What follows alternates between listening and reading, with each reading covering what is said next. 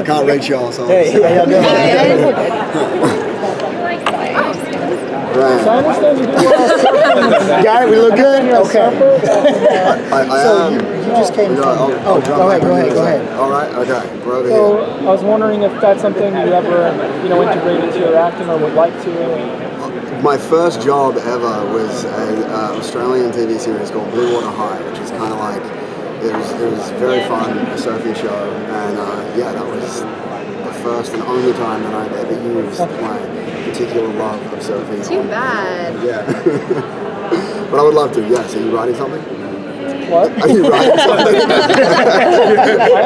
He's like, we got the script. We are. Clearly, we are now.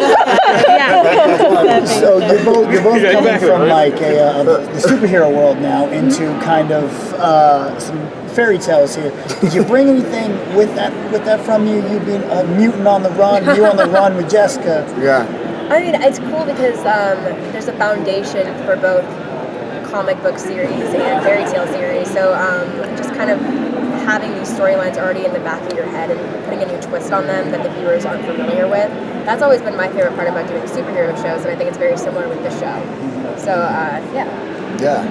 I mean, coming from JJ into this, it's kind of similarly quite dark, and so there's no challenges there.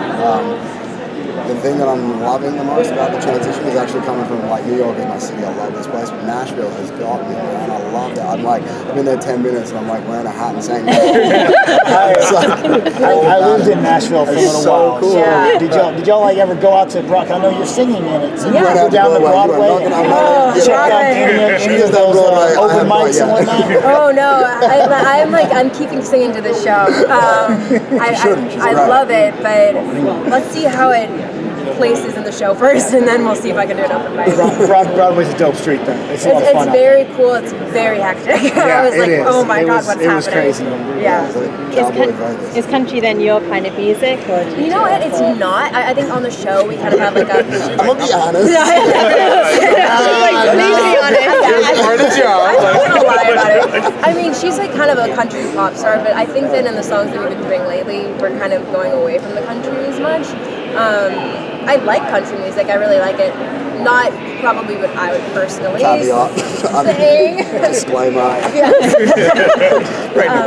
Yeah, I mean, it's cool to do the country element when you're in Nashville, though. I've been recording in studios with like Willie Nelson has been recording at. So being able to have that experience adds to my character so much, and just the mindset that I have going into the project.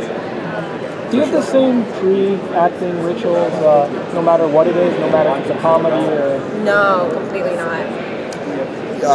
Yeah, I would say, I mean, kind of. I love the research part for me is equal. Like, if on a drama, I would love to do the research, dive in, understand who the character is. If it's playing a cop, like I am on this, like understanding what that means, what training that person had.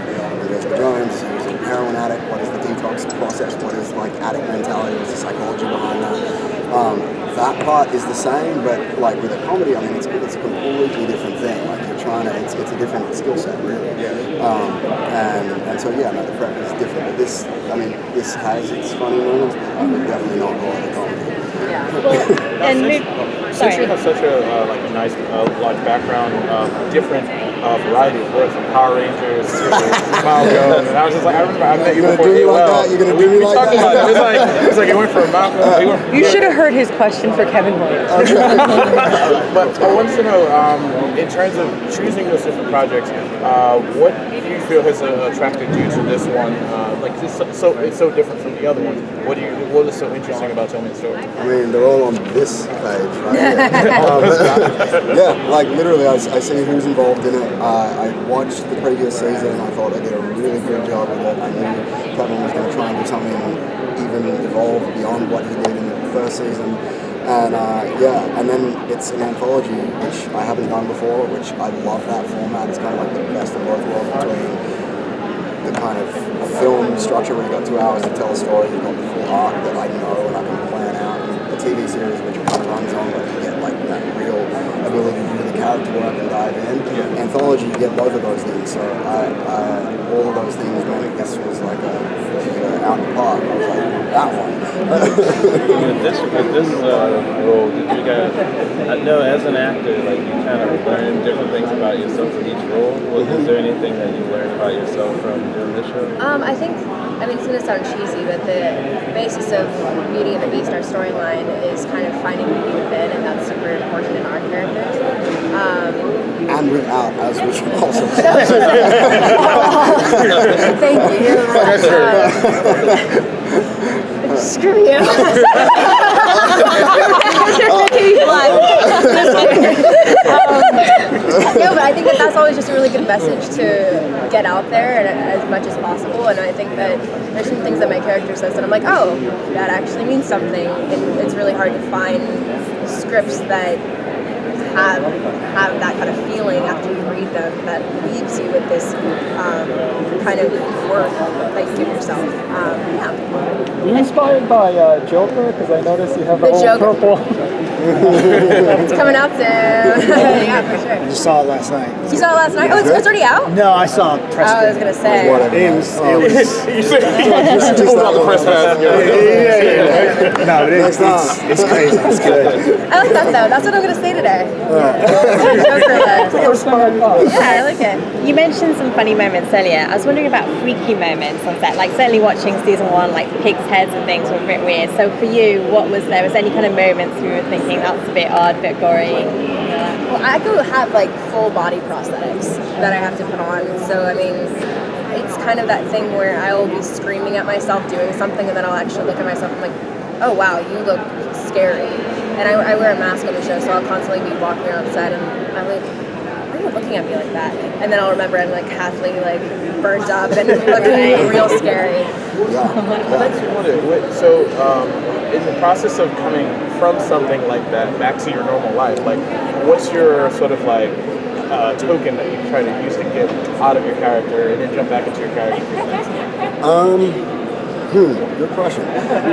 For me, I'm a dad, and so I can't take that shit home, and so I have a very clear line that I draw between when I'm like in work mode and when I'm in family time with my people mode, and it's often for me like nature is always what it is. If I'm in California, it is surfing. If I can get in the ocean, I cleanse off and deal with that. Whereas in Nashville, I don't have that, but it's like it's super green and lush and outdoorsy. I'll go and like be with myself for a minute and kind of clear that off, and then go home and.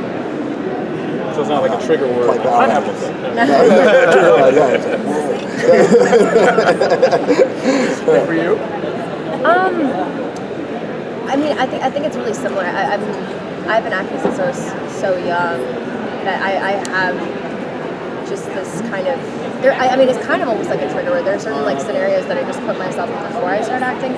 Afterwards, I'm pretty good at just releasing it. But there are definitely like before we go out to work, like I'll just sit in my trailer and be like, "This is what happened to you. This is why it compares to your real life. If this were to happen to your sister, like what are you feeling right now?"